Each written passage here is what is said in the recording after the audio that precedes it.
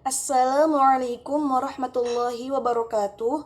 Perkenalkan, nama saya Yulia Nur Halimah dari kelas 12 Keagamaan, absen 37. Punten Abi izin menyerahkan tugas usul fikih, materi itibar dan taklid. Pembahasan itibar yaitu pengertian itibar, dasar hukum itibar, tujuan itibar, kedudukan itibar dalam Islam, macam-macam itibar, dan juga kepada siapa kita harus beritibar.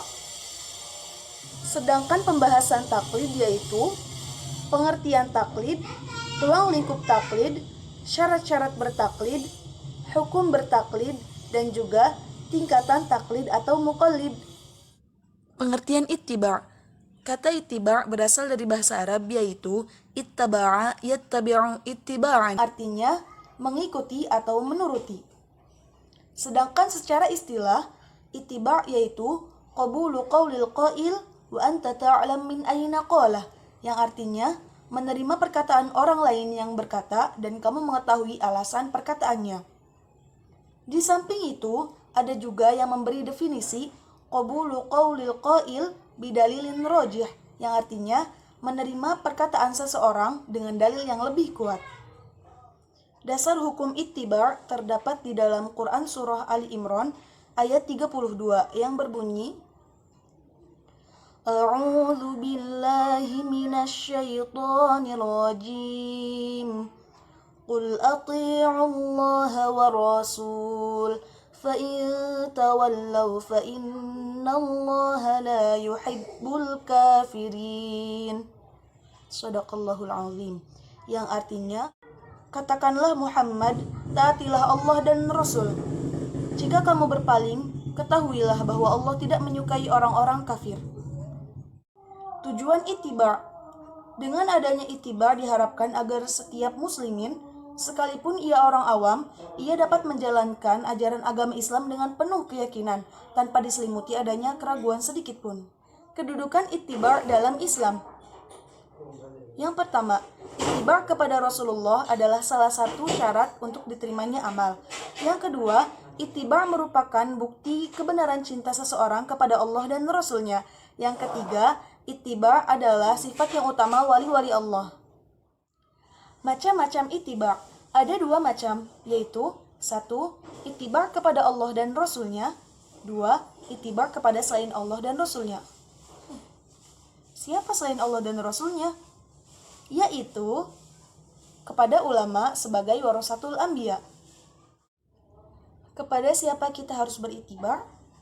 Imam Ahmad bin Hambal mengatakan, ittiba' adalah seseorang mengikuti apa yang datang dari Rasulullah Shallallahu Alaihi Wasallam dan para sahabatnya. Ittiba' kepada Nabi Shallallahu Alaihi Wasallam dalam meyakinkan akan terwujud dengan meyakini apa yang diyakini oleh Nabi, sesuai dengan bagaimana beliau meyakininya, apakah merupakan kewajiban, kebid'ahan, ataukah merupakan pondasi dasar agama, atau yang membatalkannya, atau yang merusak kesempurnaannya, dan seterusnya, dengan alasan karena beliau meyakininya. Contoh ittiba'. Seseorang melaksanakan sholat menggunakan baju curian. Mayoritas ulama mengatakan bahwa sholatnya sah, sebab larangan di sini berkaitan dengan mencuri, bukan dengan sholat. Pengertian taklid. Istilah taklid berasal dari qallada yuqallidu taklidan, yang artinya meniru, mengikuti, dan mengikat. Secara istilah, taklid ialah at-taqlidu huwa qabulil qail wa anta la ta'lam min ayna qala, yang artinya taklid ialah menerima atau mengikuti pendapat orang lain, sedangkan engkau tidak mengetahui atas dasar apa dia berpendapat demikian. Ruang lingkup taklid. Perbincangan ulama dalam hal ini adalah tentang apakah taklid dapat menghasilkan suatu ilmu yang membawa kepada tingkat yakin, dan tentang boleh tidaknya taklid dalam bidang usuluddin atau hal-hal yang bersifat akliyat, karena usuluddin atau akidah tersebut harus didasarkan pada keyakinan.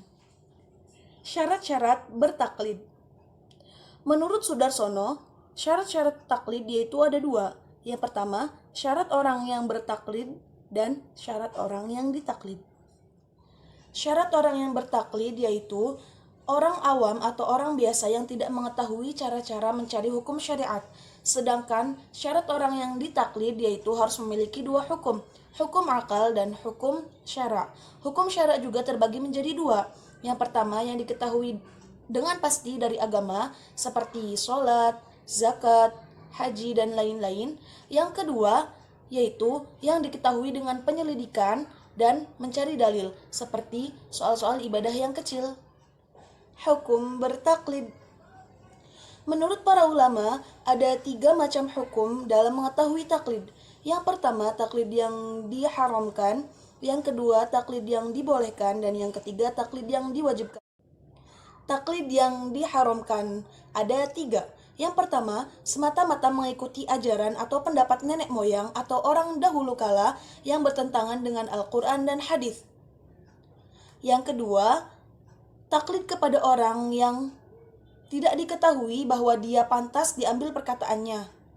Dan yang ketiga, taklid kepada perkataan atau pendapat seseorang, sedangkan yang bertaklid mengetahui bahwa perkataan atau pendapat tersebut itu salah.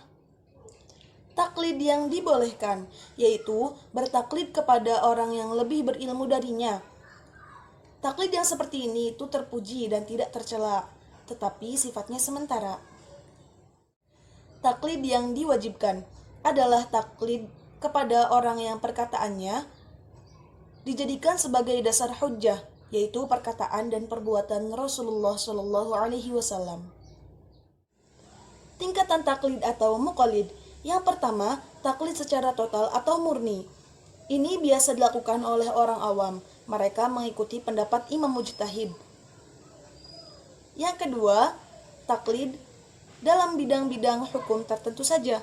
Seperti ini biasanya dilakukan oleh para ulama yang mampu berijtihad dalam bidang madhab, bidang tarjih, dan bidang fatwa. Dan yang ketiga, taklid dalam hal kaidah-kaidah istinbat, seperti yang dilakukan oleh mujtahid muntasib. Contoh taklid. Kita menyebarkan dakwah kepada yang lain, tetapi kita tidak mengetahui dalil yang kuat.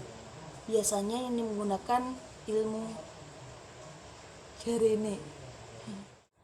Sekian Abi, kurang lebihnya saya mohon maaf. Wassalamualaikum warahmatullahi wabarakatuh.